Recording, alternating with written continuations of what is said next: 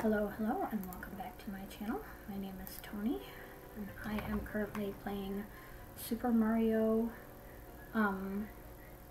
World for the Super Nintendo, and doing a little story time as well. Today's story time is sort of along the same vein as the one yesterday, only it's not my injury. It is the story of the time I spent like 2 years planning a surprise Disney trip for my kids, and then 6 weeks before we were set to leave, my youngest child broke his arm. And it was for his birthday that we were going. It was going to be for his 7th birthday. So we had gone on our first Disney trip 2 years prior to this. And it was lots of fun. We went for 8 days. You know, we did all sorts of stuff. It was a great trip. And my husband at the time was not real big on it. He didn't like the fact that in order to go to Disney, you kind of have to do a lot of planning, you know? Like, you can't just kind of go, you know, like, he didn't like the fact that things had to be structured, that we had to, like, make fast passes and make dining reservations and, you know, decide ahead of time what parks we were going to go to. He wanted to just wake up, do what you want to do, and then that's it. And at the time, I was obviously not yet a travel agent, so I was not, I spent years researching this trip, but I still was not anywhere near as knowledgeable about Disney as I am now, or even by my second trip. And so my husband had told me that he did not want to go back to Disney ever, but that I was welcome to take the kids anytime I wanted, as long as I paid for it myself, and like it didn't come from like his job. Lucas, I can hear your phone. Please turn it off. As long as it didn't come from, like, I had to get a job and pay for my own trips, which I did. And so I had planned this trip. I wanted to go around Christmas time, and so I figured, why not make it a surprise trip? Because the funny part is, my daughter had actually specifically asked me to surprise them the next time I took them. So that was why I decided to make it a surprise instead of telling them about it. And so I planned out this whole surprise trip for them, and I spent quite a long time, you know, figuring everything out, perfecting it. We actually stayed at a value resort, which we normally didn't do. We normally either do moderate or deluxe, which is what we've done ever since. But for this particular trip, because it was for my son's birthday, he was obsessed with Sorcerer Mickey. On our first trip, we had saw the nighttime show at Hollywood Studios called Fantasmic, and my kid loved it. Like, that was his favorite thing ever to exist. So I decided that since this particular resort, which is the All-Star Movies Resort, had a Sorcerer Mickey pool, that would be the perfect resort to stay in. So I opted to do that. We decided to go in the very beginning of, actually like the end of November, and then like part of the trip, because Lucas's birthday is December 1st.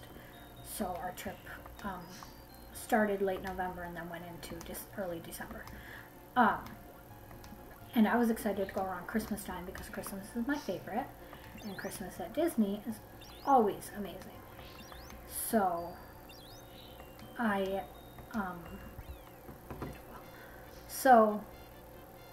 we did, oh my gosh, I'm like just umming and ahhing so much. Anyway, So I planned this trip, and I have all these details, and I'm doing it all myself because obviously nobody's going to help me plan this trip because nobody knows about it. My husband has zero interest in Disney or anything about it. Like I said, his whole thing was just pay for it yourself. I want nothing to do with it, basically. And so then we had a fairly mild winter happening that year. So about 6 weeks before this trip, so you know, what, late October, early November? Oh no, so I guess it wasn't even, winter hadn't even started, it was still fall. Yeah, because it was short, it was like a week before Halloween. My son was outside, like my daughter was teaching my son how to do like handstands and things like that. And my daughter goes to go teach him to do a like a handstand or like a cartwheel or something, and all of a sudden he screamed at the top of his lungs. I knew right away he probably just broke something, because you don't scream like that if something's not broken. You know, like anybody who has kids knows the sound of your child injuring themselves. You know what I mean? And my husband kept insisting that he was fine. Like he comes, you know, I go running to him and he's holding his arm a certain way, and it's pretty clear at this point that he definitely hurt himself. I'm thinking broken arm. And my husband is insisting that his arm is not broken, he's fine, blah, blah, blah, blah, blah. And so I take him to the hospital anyway. My husband gets mad, tells me he doesn't want me taking him to the hospital. I didn't listen, took him to the hospital anyway. And sure enough, they do an x-ray, and he had broke upper arm. Right where the shoulder meets here. And I'm like, oh my gosh, like, of course he did. This is almost exactly 6 weeks before our trip. And all I could think is, if this poor kid is in a cast and can't swim, like, I cannot tell you how much, like, on our first trip, all he wanted to do was swim. He was obsessed with swimming. And in Florida, in December, late November, early December, it's typically still warm enough to swim. I mean, it's still warm enough almost all winter sometimes. It really depends on the weather. But, so I couldn't say anything to him. You know what I mean? Like, they didn't know that this trip was happening. I had already paid for the whole trip. I had already bought flights. Like, this trip was happening, no matter what. So I'm over here, like, in my mind trying to figure out, like, what I can do to still make this trip okay for him with a broken arm. And meanwhile, the hospital puts him in a sling and tells me that I need to see his doctor. They told me an orthopedic surgeon to see, but then also told me to follow up with his doctor. Because the orthopedic surgeon, I think, couldn't see him for like a week or something like that. And that was kind of like nerve-wracking, you know? Like, that's kind of a long time to not be able to see my kid when he has a broken arm. So, oh my gosh. Sorry, I'm trying to like...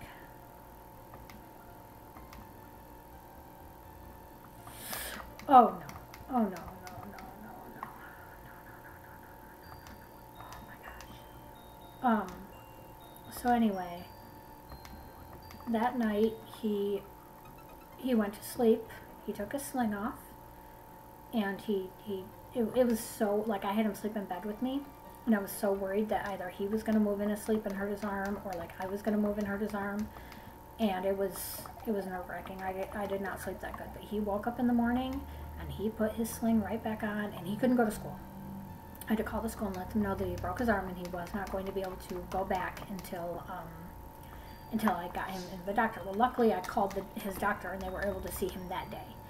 And let me tell you, my son's doctor is genuinely the best man ever to exist, because this guy not only got my kid in, like, that day, but as soon as he, like, checked out his arm, he found out the name of the orthopedic surgeon that they were recommending, and he told me not to go to that one because he's not a good surgeon.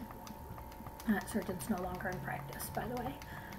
And I will say, I know, like, typically, I know it's not, like, good for a doctor to, like, tell you not to go see a different doctor, but believe me when I tell you, it was a smart plan, because the people whose children that I babysit every day, the daughter, like the older daughter, broke her wrist in the same week Lucas broke his arm, and she did go see that doctor, and her arm is still messed up from it.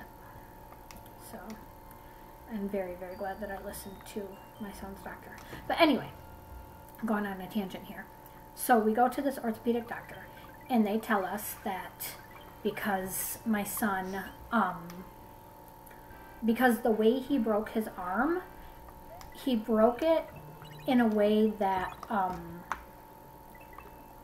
like, the bone broke, but it also, like, it snapped, but it also went right back into place immediately after.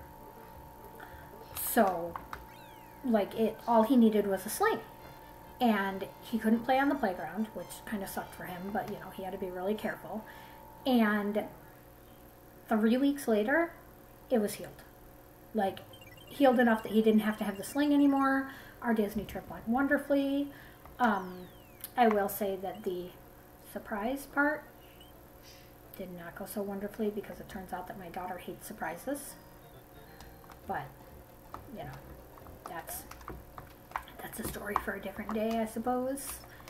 I guess I could do a story on, like, all of the Disney trips that we've taken, and, like, different things that have happened. That was one of the things that my nephew suggested that I do, is, like, cool things that happened during our Disney trip, and I couldn't really think of anything, but I suppose if I talked about all of the Disney trips at once, I could probably come up with enough for a video.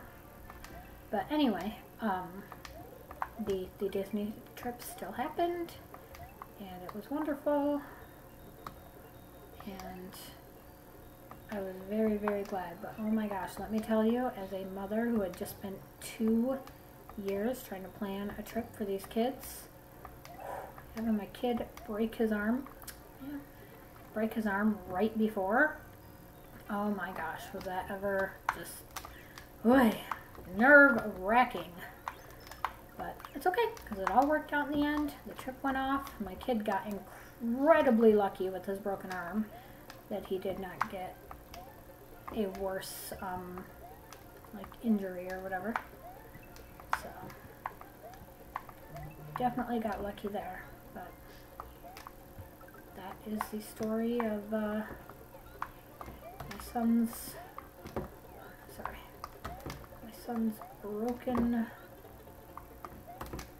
arm, and our first, not our first at all, the surprise Disney trip. So yeah, anyway, I'm going to end this here for now, and I will be back tomorrow with a fun one. This one was suggested by my nephew, and the next one, tomorrow's, was suggested by my nephew and my son. It's a fun one.